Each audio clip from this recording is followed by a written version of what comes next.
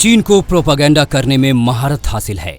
ये वीडियो देखिए। 6 जून को लद्दाख विवाद पर चीन के साथ बातचीत हुई थी। शांति पथ से सुलह की पहल की थी हिंदुस्तान ने, लेकिन चीन कहां अपनी फितरत से बाज आने वाला था।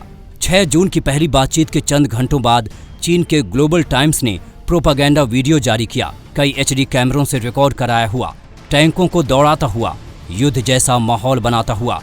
ऐसा लगा जैसे चीन ने ऐलाने जंग कर दिया हो। चीन की नीयत पर शक करने के लिए ये प्रोपेगेंडा वीडियो काफी है।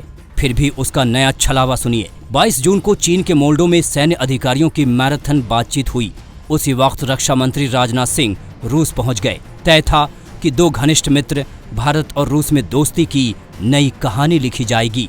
हथियारों की खेप को लेकर फिर बात होगी ताकि भारत की ताकत को और बढ़ाया जा सके। दूसरी ओर विदेश मंत्री S जयशंकर ने भी रूस और चीन के विदेश मंत्रियों के साथ वर्चुअल मीटिंग की।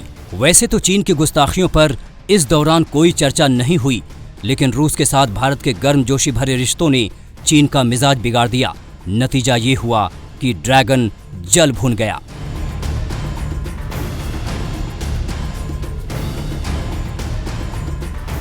वो देख रहा था कि भारत रूस के करीब आएगा, हथियारों की खरीद बिक्री करेगा। वो डर गया कि रूस ने मदद की तो हिंदुस्तान के हौसले और बढ़ जाएंगे। इसी डर की वजह से चीन नए प्रोपेगेंडा के लिए मजबूर हो गया। उसने अपने पीपल्स डेली समाचार पत्र के जरिए एक संदेश पोस्ट किया। रूसी भाषा में लिखे इस मैसेज में चीन ने कहा कि अगर रूस भारत और चीन के लोगों के दिलों को नर्म करना चाहता है तो अच्छा है कि वो इस नाजुक वक्त में भारत को हथियार न बेचे। चीनी प्रोपेगेंडा का पर्दाफाश। जहां एक तरफ RIC की मीटिंग चल रही थी, वहीं दूसरी तरफ चीनी न्यूज़पेपर पीपल्स डेली ने society for oriental studies of Russia पर जाकर एक सलाह दी रूस को कि अगर रूस को भारत और चीन के साथ दोस्ती बनाए रखनी है तो फिर रूस को भारत को हथियार बेचना बंद करना होगा। चीन सपने में भी नहीं चाहता कि भारत तरक्की करे, उसकी ताकत बढ़े, लेकिन रूस से हिंदुस्तान की दोस्ती नई नहीं, लंबा इतिहास रहा है दोनों देशों का। तभी तो एक आकलन के मुताबिक भारत के करीब 60 से 70% हथियारों की जरूरत रूस से पूरी हुई है। नई दिल्ली को अपने दोस्त पर इतना ज्यादा भरोसा है कि भविष्य की जरूरतों के लिए भी रूसी रक्षा प्रतिष्ठानों से उम्मीद है।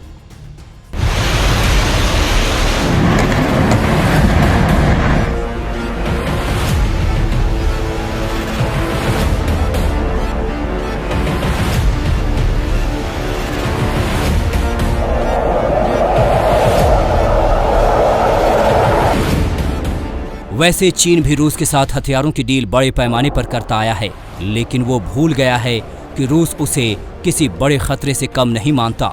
चीन की विस्तारवादी नीति और एटॉमिक हथियारों में इजाफे की वजह से रूस हमेशा सतर्क रहा है। देखा जाए तो हमारा जो डील हुआ है रूस के साथ S-400 को लेकर के, वो अभी तक हमारे पास नहीं आया है। हमने पूर्ण भुगतान तो कर दिया है, लेकिन जो डिलीवरी थी वो कोरोना के कारण अभी तक नहीं हो पाया है। तो अगर हम इस संदर्भ में देखें तो चीन चाहता होगा कि भारत जो है इस पैरिटी में ना आए, कि उसको भी S-400 जो है वो मिल जाए इस तनाव की स्थिति में।